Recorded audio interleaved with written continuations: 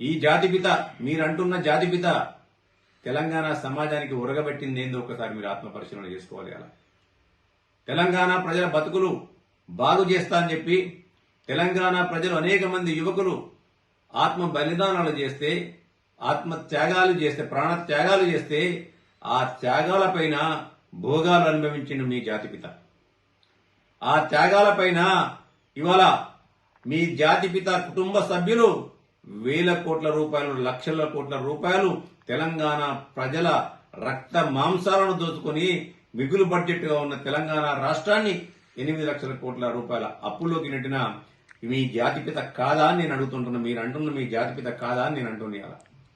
తెలంగాణ ప్రజలు ఎవరు కూడా కేసీఆర్ గారిని జాతిపిత అన్నది. అలా తెలంగాణ ప్రజలందరూ కూడా తెలంగాణ రాష్ట్ర ఒకవేళ జాతిపిత అన్నట్టయితే తెలంగాణ రాష్ట్ర సాధన కొరకు ఎవరైతే ఆత్మ బలిదానాలు చేసినారో, ఆశయ సాధన కొరకు ఎవరైతే నిరంతరం పోరాడినరో వారి ఆత్మలన్నీ కూడా ఘోషిస్తాయి.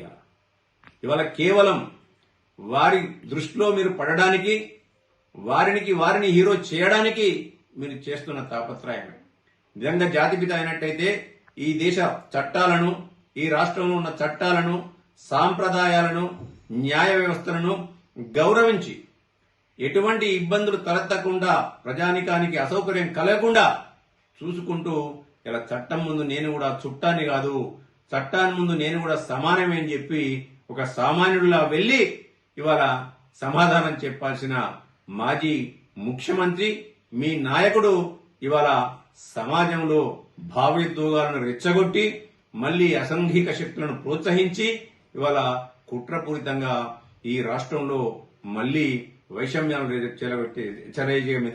చెలరేగే మాదిరిగా చేస్తున్న వైనాన్ని ఇవాళ ప్రజలందరూ కూడా గమనిస్తుంటారు.